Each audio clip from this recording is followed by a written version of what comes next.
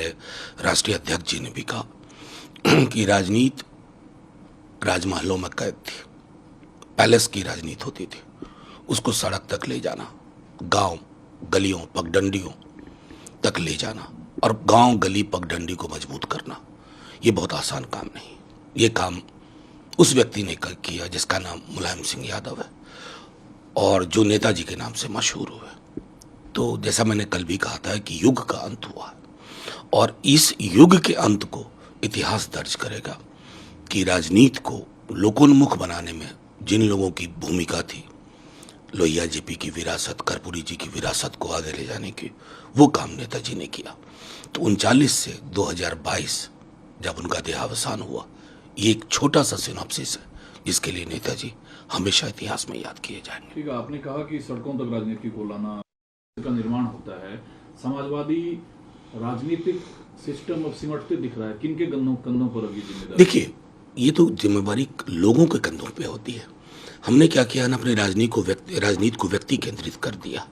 आत्ममुग्धता की राजनीति का असर हम देख रहे हैं दिल्ली में क्या हो रहा है। एक व्यक्ति के इर्द गिर्द पूरा दल घूमता है और कोई जुबान नहीं खोल सकता। समाजवादी राजनीति का अवसान होगा ना तो लोकतंत्र का अवसान होगा। समाजवाद कभी खत्म नहीं होगा। समाजवाद जिंदा था, जिंदा है और जिंदा रहेगा। ये कल भी हमारे सम्मेलन में भी राष्ट्रीय अध्यक्ष लालू जी, फिर तेजस्वी जी ने कहा, दुनिया के देशों में देखिए वहां भी समाजवाद को राइट ऑफ कर दिया गया था, अब वापसी हो रही है। ये इतिहास का चक्र है, मैं इसलिए कह रहा हूं ये बात। कल सुप्रीम कोर्ट के हवाले से जो एस रविंद्र भट्ट ने कहा, जिन गलियों और जिन चौराहों और घरों की बात आप डेमोक्रेसी में कर रहे हैं, वो कह रहे हैं कि हेट स्पीचेस काफी बढ़ गए हैं, इसे रोकने की कोई कोशिश नहीं हो रही है और इस तरीके से देश को भारी नुकसान हो रहा है। वो गलत नहीं कह रहे हैं। दुनिया में हमारी छवि कैसी होती जा रही। हेट स्पीच को लेकर के इलेक्शन कमीशन को भी हमने कई बार लिखा, चुप्पी के अलावा कुछ नहीं। क्या डर है भाई? हेट स्पीच से 75वें वर्ष में, आजादी के 75वें वर्ष में नवनिर्माण करोगे इस देश का? परसों एक उनका सांसद भाजपा का क्या क्या बोल रहे थे।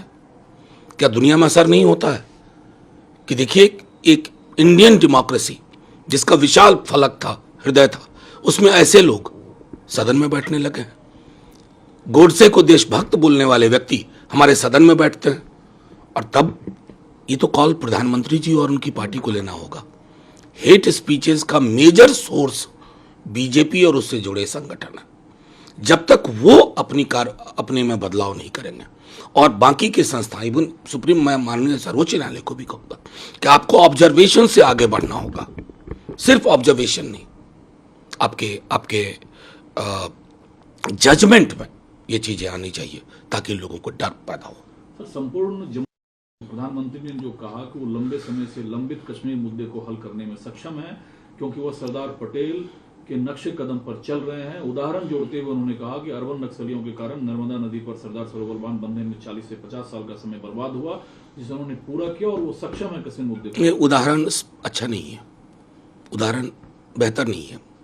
कहां से ढूंढ के लाते हैं माननीय प्रधानमंत्री जी? सवाल पूछा गया था पार्लियामेंट में, अर्बन नक्सली की परिभाषा बताइए। कहा ऐसी कोई परिभाषा नहीं है, हम नहीं जानते। उनके मंत्री ने यह जवाब दिया था। फिर भी प्रधानमंत्री जी अगर इस शब्द का प्रयोग कर रहे हैं तो लोगों के हकूक की बात करना अगर अर्बन नक्सली है तो मैं समझता हूं कि इस देश की एक बहुत बड़ी आबादी चाहती है कि लोगों के हकूक की बात हो। क्रोनी पूंजी के आगे समर्पण ही हमारा निज़ाम ना हो जाए, हमारा सरोकार ना हो जाए। कश्मीर की दिक्कतों को अगर आप हल करते हैं तो मैं आपको अग्रिम मुबारकबाद देता हूं। लेकिन दिल्ली में खड़ा होकर के रेटोरिक सामान्य का और जमीन पे वो सामान्य ना दिखे ना और उसके बीच में मीलों का फासला हो तो प्रधानमंत्री जी बहुत कष्ट होता है।